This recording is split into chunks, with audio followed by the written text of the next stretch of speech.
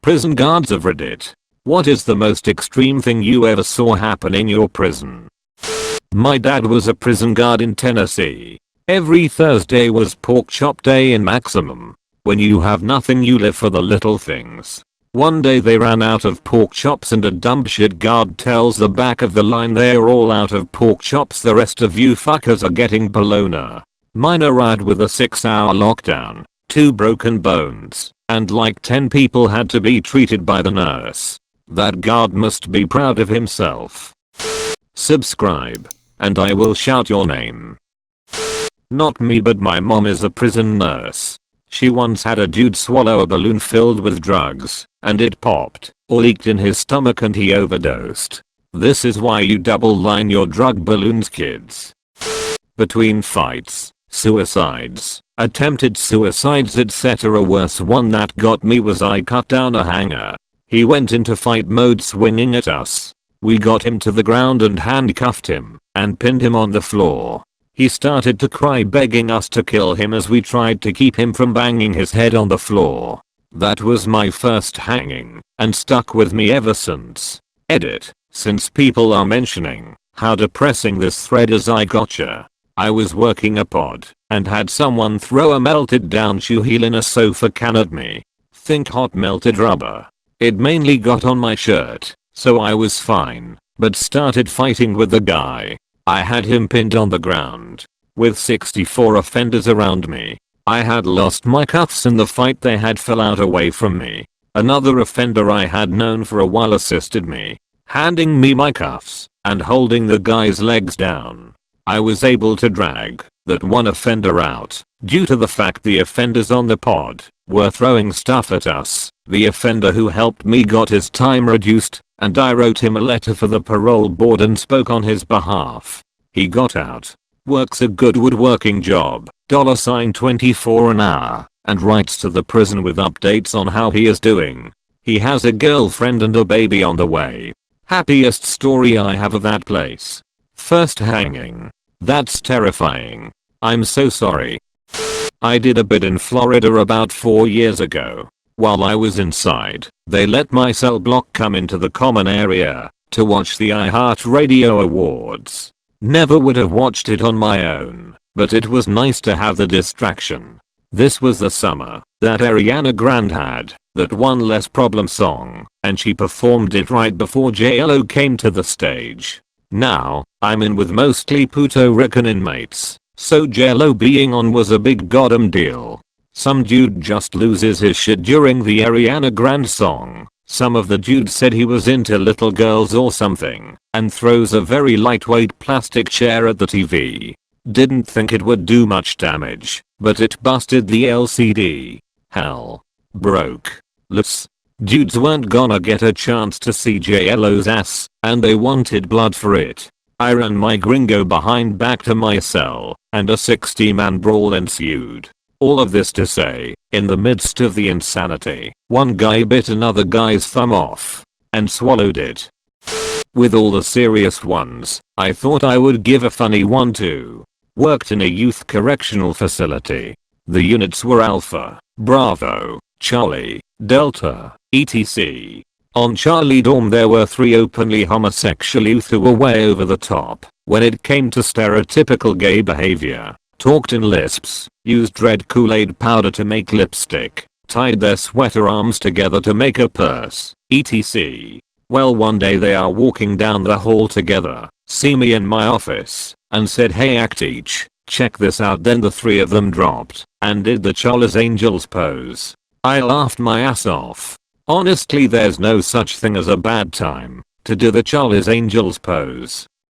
Not a co, but no maintenance staff. One inmate had a court date, so left for the day. Apparently during his day out he managed to acquire a loose screw, not big or anything. Apparently he found it on the floor of the transport van. Anyway, once back in his cell he decides to use the screw to drill a hole in the plexiglass window of his door. Mind you, the doors are a layer of plexiglass and then steel grating.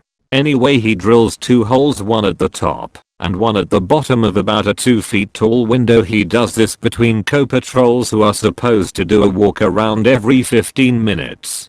The inmate then proceeds to tear his bedding and ravel it into a string, which he feeds through the upper hole and back down through the lower hole using the friction of the bedding. He literally saws a giant hole in the plexiglass using nothing but his bedding. When questioned, he informed the guards that this took him roughly 11 hours to accomplish without a single co noticing it. He didn't escape. Like I said, there is still the steel grating. He literally just did this as a fuck you to the guards, and he had the spare time.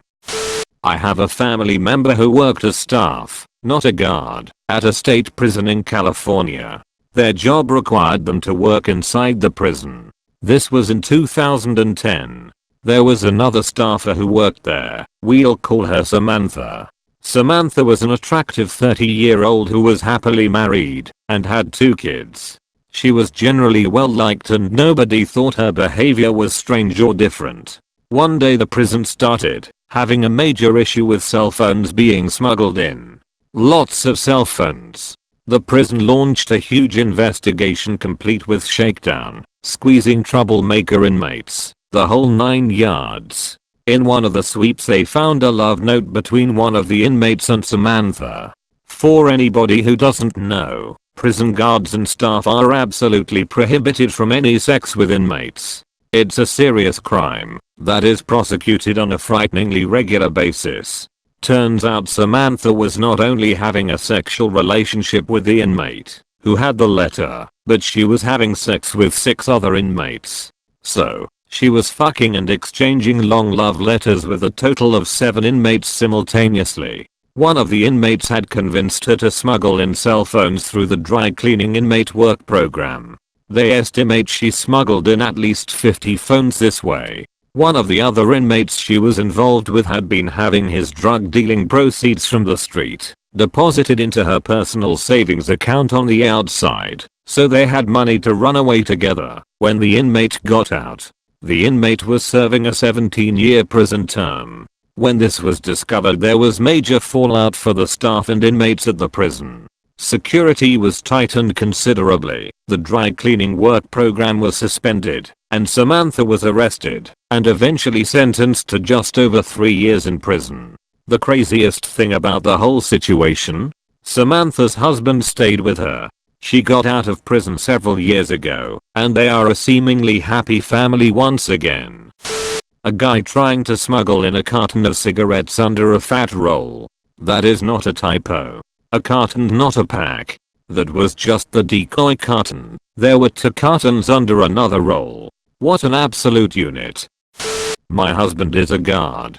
I'm not going to be able to tell this as well as he could, but you'll get the point. He was doing count one night and there was an inmate that was bleeding, so they went in to see what was happening. The inmate had bitten the inside of his wrist and forearm and pulled the skin off down to the muscle and tendons. He was also chewing on something, and when he was told to spit it out he did, and it was a chunk of his flesh.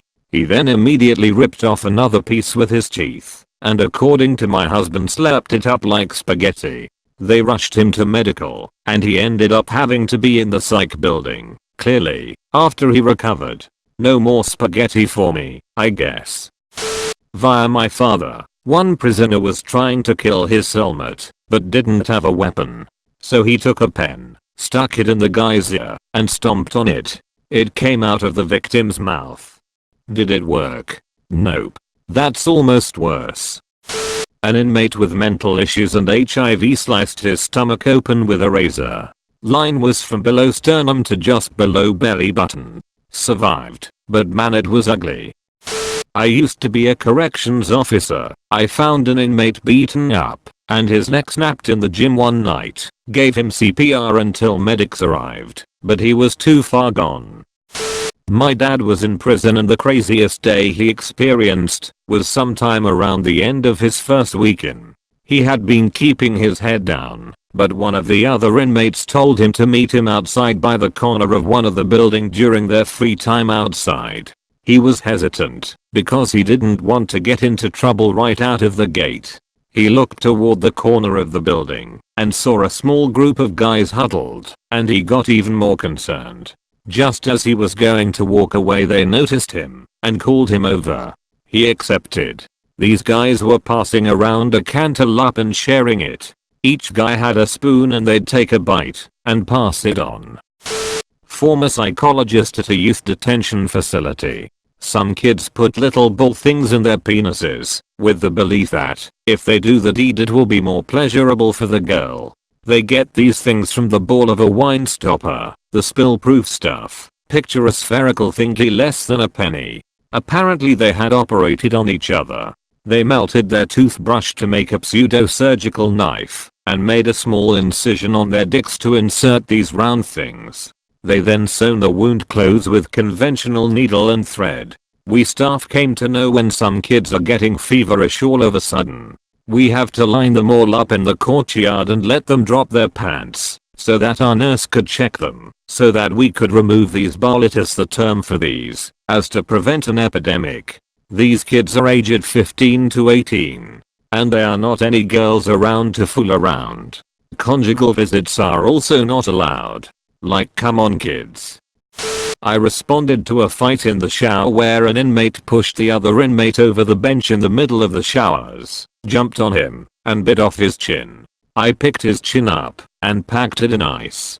I was also a trip officer that day, so I ended up escorting him to the hospital. On the way to the hospital the ambulance hit a deer. I also hit the deer at 78 miles per hour. It had bounced from the ambulance strike and ruptured in midair, exploding all over the front of the van. The van was damaged, but still drove. When we got to the hospital, the doctor didn't sanitize the piece of chin or anything, just sewed it back on. It didn't take, and a few weeks later the guy got gangrene, and his chin fell off. Then he almost died from infection.